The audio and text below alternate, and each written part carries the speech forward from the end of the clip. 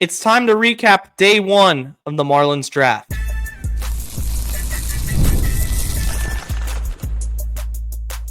You are Locked On Marlins, your daily podcast on the Miami Marlins. Part of the Locked On Podcast Network, your team every day.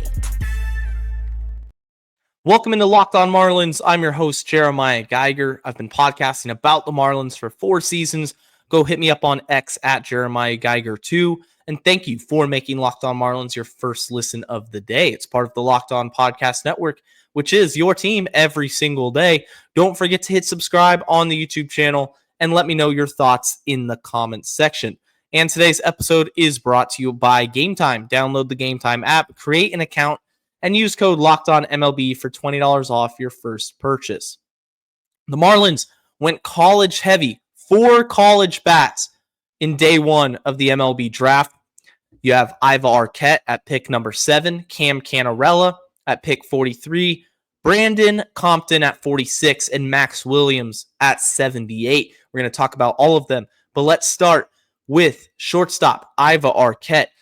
During the live stream yesterday, I was very vocal that I would have selected JoJo Parker. He was my number 1 selection at that point in the draft. Obviously, Seth Hernandez got taken by the Pirates, a pick ahead of the Marlins. Great pick by them. Was slightly disappointed that he didn't make it to 7. And then when pick 7 rolled around, I was all in on JoJo Parker. JoJo Parker or Billy Carlson, but I wanted Parker more. The Marlins pass up the prep bat for Aiva Arquette. He's the best college hitter in this draft, and let me be clear. Let me emphasize this. It's a very good pick. Aiva Arquette is a masher. Last year at Oregon State, he hit .354, OBP 461, 654 slug, 19 bombs, 66 driven in. The dude can hit, and that's going to be his calling card moving forward. He's not going to stick at shortstop long term. At least I don't think so. He's 6'5", 220 pounds. There's going to be some questions with his range. You slide him to third base. He has the arm to stick there and really give you that third base profile. Just somebody that is a slugger and is going to be a slugger in the middle of a major league lineup. Did I want Parker? Yes, that is who I preferred. But the more I think about it, I like the Arquette pick too. It's nothing against Aiva Arquette. I think he's the best college bat available in the draft. Tons of power, can just hit, flat out hit the baseball. And the Marlins needed that. They needed somebody that was going to come in and give you a high offensive ceiling. And he's advanced enough.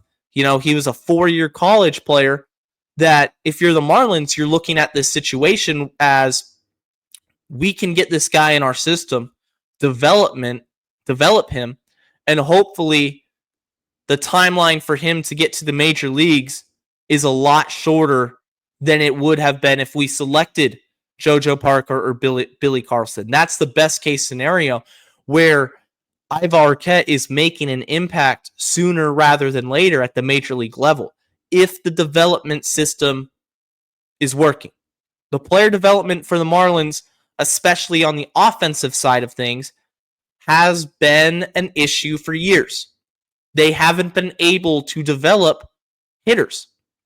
You go back a few years, J.J. Bleday, selected 4th overall, really struggled when he got to the majors. He wasn't really the top prospect that the Marlins had really hoped for when they selected him with a top 5 pick.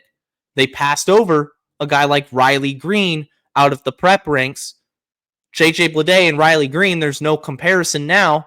Hindsight's 2020, but you fast forward 5-6 years later, there's a risk to that. So you still have to develop Aiva Arquette. There's some concerns with swing and miss for him.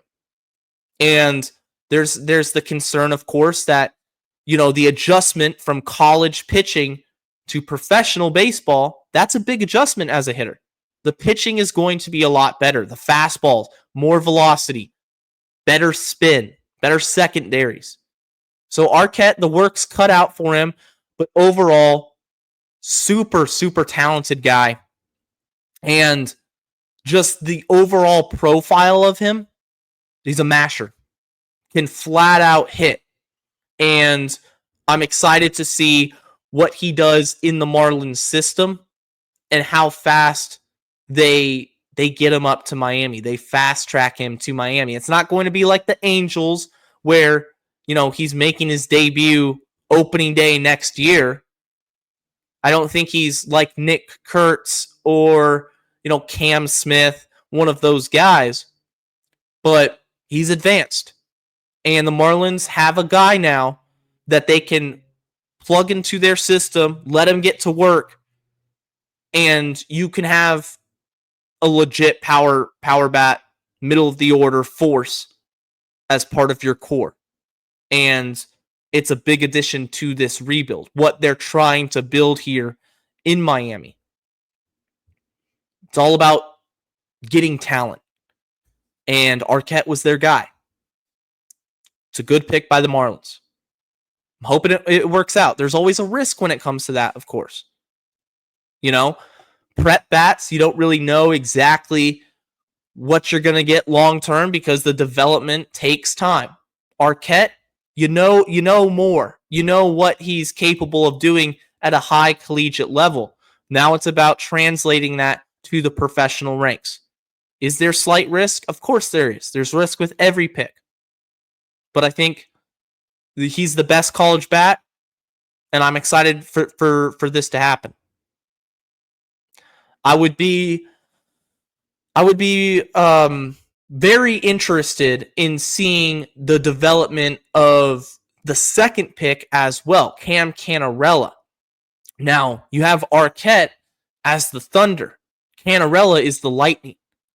The 43rd overall pick in the draft, they took him out of Clemson. He's an outfielder, elite center field defense.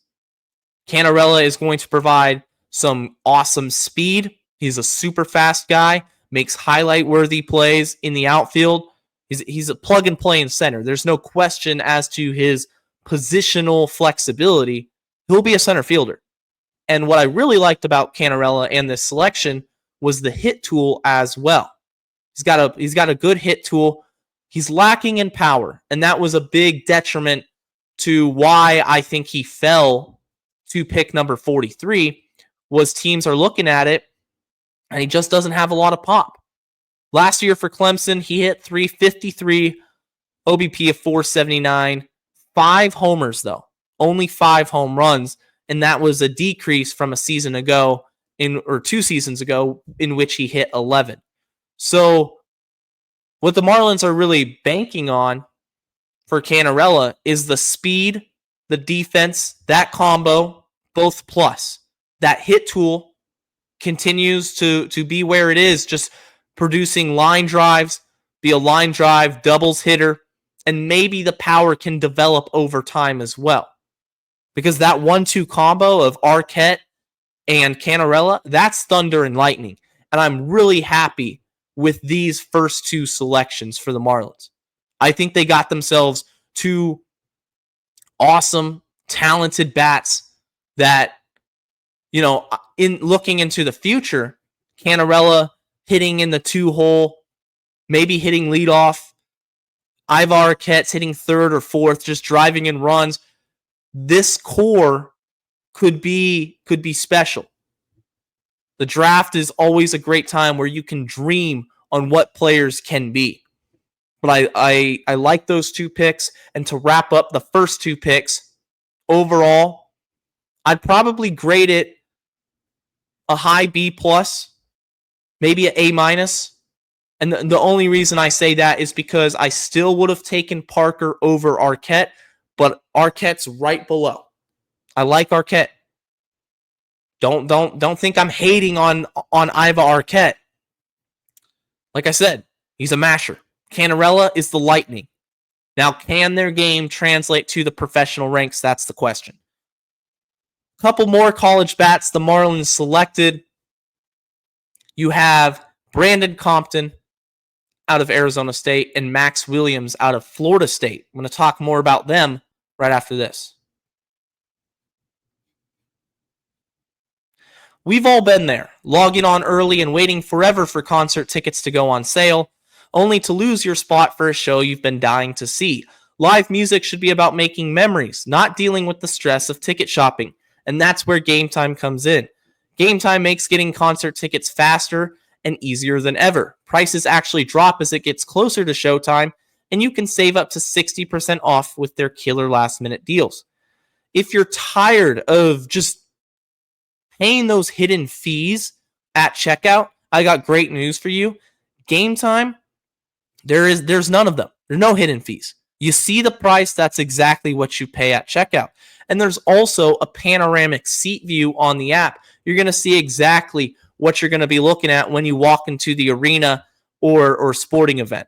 Take the guesswork out of buying concert and show tickets with Gametime. Download the Gametime app, create an account, and use code LOCKEDONMLB for $20 off your first purchase. Terms apply. Again, create an account and redeem code LOCKEDONMLB for $20 off. Download the Gametime app today. Last minute tickets, lowest price guaranteed.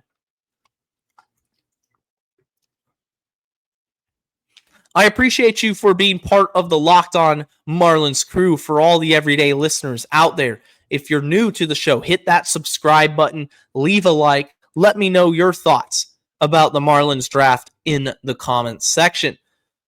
With the second round pick, the Marlins selected outfielder Brandon Compton out of Arizona State. I think that's kind of cool because I myself will be going to Arizona State this summer in late August. I'll be heading to the Cronkite School of Journalism. Really looking forward to that. And the Marlins got themselves a Sun Devil who absolutely dominated the MLB Combine. It was an insane showing from a legit power bat. Brandon Compton, he is drafted because of the ability to crush baseballs. This is from MLB.com about Brandon Compton and his performance at the Combine. The number 46 draft prospect demolished 12 balls over 112 miles an hour by the time all was said and done. He was responsible for the top 3 and 5 of the top 7 exit velocities ever recorded at the Combine since its inception in 2021. That's insane. 12 balls over 112 miles an hour at the MLB Combine. This dude has power for days. I was watching his swing. It's a compact left-handed stroke. Just really nice to watch. And, I mean, the swing looks really good. A lot of bat speed. I mean, the ball flies off his bat. Now, production-wise, this season at Arizona State, he only hit .271 with 9 homers. So the in-game power, at least in college, didn't really show up. And that is a valid concern. You have raw power and you have in-game power. And of course, when you're drafting in a college bat, you want to see that production translate. You want to see the raw power translate to the in-game power, especially when you're using metal bats. You're going to be using wood. Obviously, Compton has no problem hitting the ball hard with wood, so I'm not worried about that. But I am a little bit concerned with 2 things. Number 1, is his hit tool going to be enough to where that raw power translates to in-game power and you get those home run numbers and those EVs play up to what they can do, and you're going to get those EVs in games? Or is the hit tool going to struggle? Pitchers are going to attack him with secondaries. He's not going to be able to get a command of the strike zone and chasing. He's going to chase a lot. You got to work on that. The defense. He's not the most fleet of foot to say. Brandon Compton, he's a bat first guy. He's a power first guy. So if the Marlins get him in their system, knowing the EVs are outstanding, he can demolish baseballs at a very high level, an elite level when it comes to hitting the ball hard. Because, when when you hit the ball hard, good things happen. That's where you get your doubles. That's where you get your home runs. That's where you get your slug.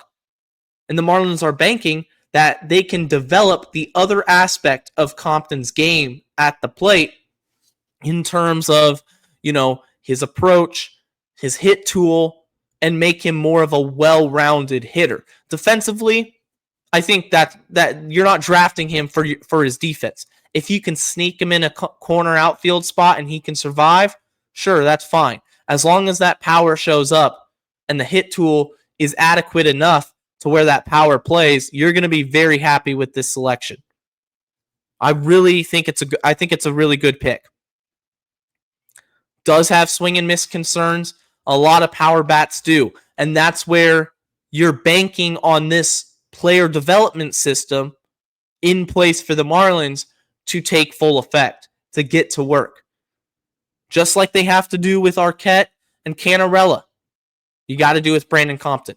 The second pick, or the last pick rather, of the draft, final college bat, not of the draft, but of the first day, Max Williams. He's a left-handed hitter out of Florida State. 19 homers, hit .316. That's in-game power. The power is legit when it comes to Williams. And you're starting to see a trend over the 3 out of the 4 picks. Now, obviously, all 4 of the picks were college bats, but 3 out of the 4 are drafted due to their ability to just crush, to be mashers, to be middle of the lineup guys, and provide that power to a system and potentially to a Marlins lineup that has lacked power since Giancarlo Stanton, Marcell Ozuna, Christian Yelich. Once those guys left, Miami was kind of strapped for power. They didn't have it.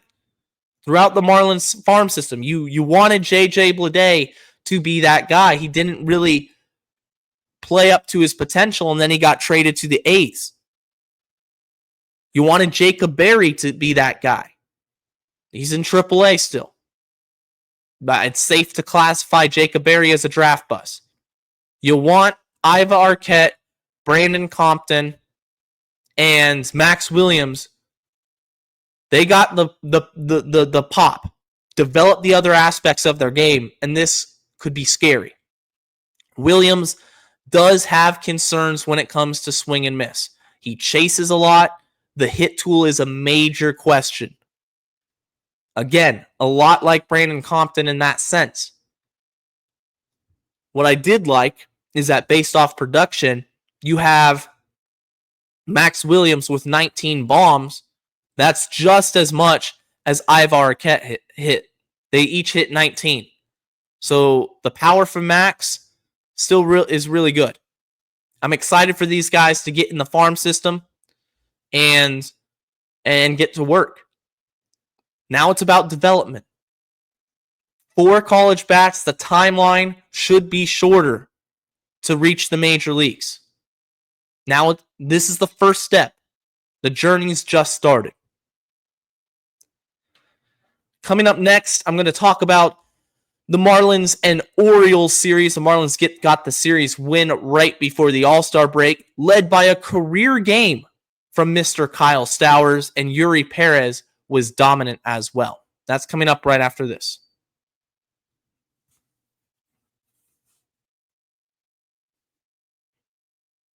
Locked On Marlins is on all the major podcast platforms out there.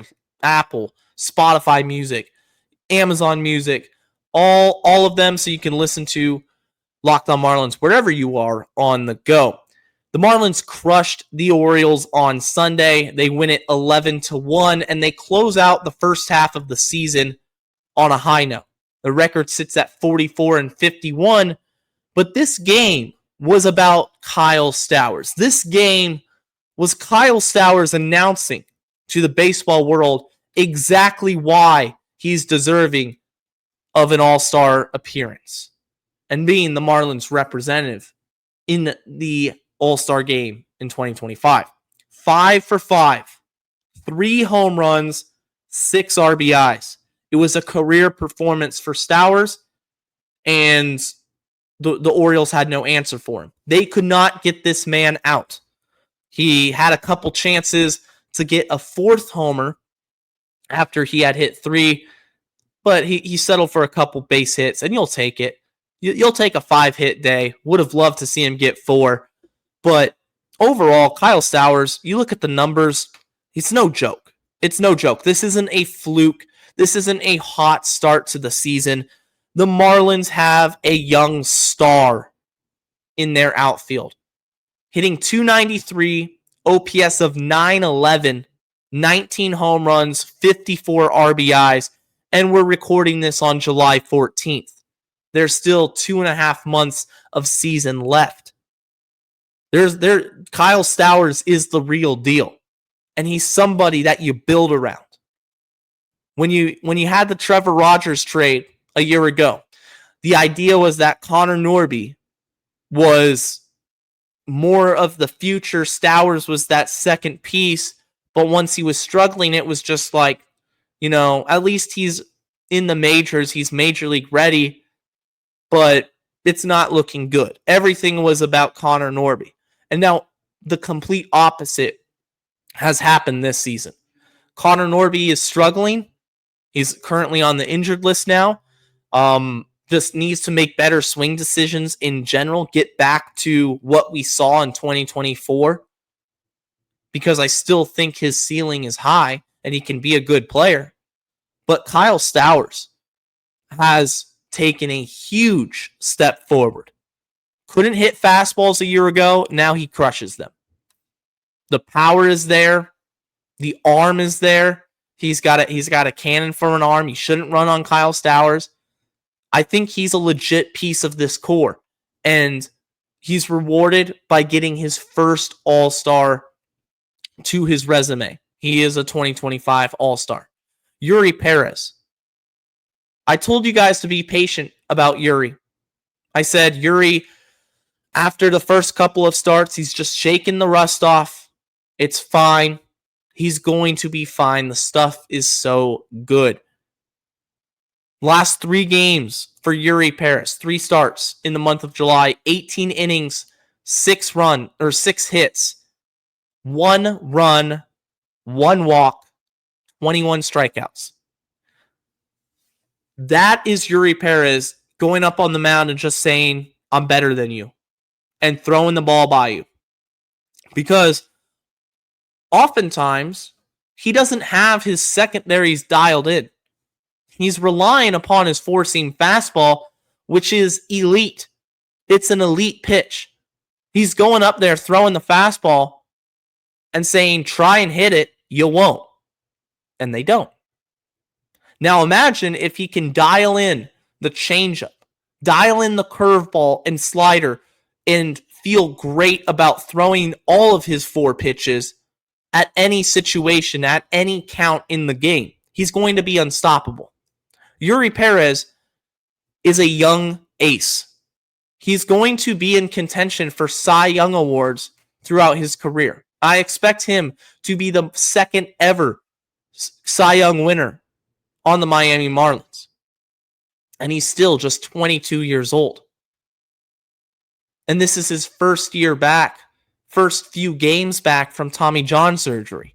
Imagine what he does next season over, a full off season of training and strength conditioning, a full spring training, healthy.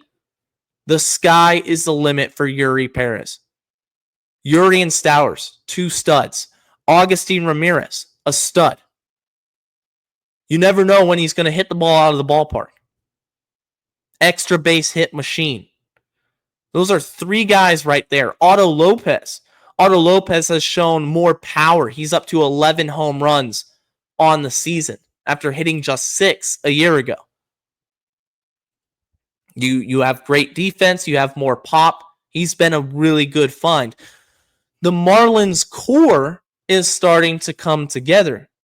And I think that's part of the reason why they drafted Arquette at 7. Why they went college heavy in the first few rounds offensively, because they're trying to be in a position where these draft picks can help the current roster in the next couple of years. Don't sleep on the Marlins. If Arquette hits, and if Arquette hits throughout the minors, then he's a fast ticket to the major leagues. If Cannarella's hit tool is there, the speed and defense plays, that's a productive Major League Baseball player at one point, or at some point in the future. Brandon Compton, the EVs are nuts. How does he adjust? How do the Marlins develop his hit tool? Because if they do, then that's another force. Max Williams, same deal. This Marlins team is fun. They're exciting. And overall, I think it's been a really fun first half of baseball. And there's a lot of positives to take away from the last few months. Now we're on the All-Star break. It's going to be a fun week. We got the Home Run Derby. Jazz Chisholm Jr. is participating in the Home Run Derby. I'm going to be rooting for Jazz, former Marlin. Lots of Marlins fans like him. Lots of Marlins fans don't. I'm always going to be a Jazz fan. So the Home Run Derby is going to be fun. We should have had Augustine Ramirez in the Home Run Derby, I'll tell you that much, because I think Augustine, legitimately, I'm not just saying this, would have a chance to win it. Just pure power. Ramirez is insane. And that kind of reminds me, think about Brandon Compton. I described those exit velocities. I described how, the power is there. It's just, can he become a complete enough hitter to let it play in game? I mean, he's putting up Augustine Ramirez EVs at the combine. Imagine 2 Augustine Ramirez players on the Marlins in 2027 or something like that. And 2027 is the year that I think the Marlins will be expected to compete. You're already seeing progress in 2025. Next season, I expect more of the same. Next season, the Marlins could be a legitimate 500 team. I mean, they're only 7 games under 500 right now. And this is after 100 losses a season ago. They're outperforming expectations. I do have some good news. The Marlins are optimistic that Edward Cabrera will miss time, or will not miss time, rather, on the injured list. That's huge, especially with the trade deadline coming up. What plans do they have for the trade deadline? The trade deadline's a really exciting time. Just like the draft, it's exciting to see what your team is going to do to improve both now and in the future. Of course, you want to be buying at the trade deadline. You want to be in a position to compete and make the playoffs. But the Marlins have a plan in place. They went college heavy in the first day of the draft. What are they going to do at the trade deadline? What pieces are they going to add? It's really exciting. All-Star game this week, Home Run Derby. I believe it's today. I believe it's Monday. I'm excited. I'm really excited. I appreciate you all for listening, all taking the time, being part of the everyday Locked On Marlins crew. It means a lot. And until next time, guys, stay safe, stay locked on, and let's go fish.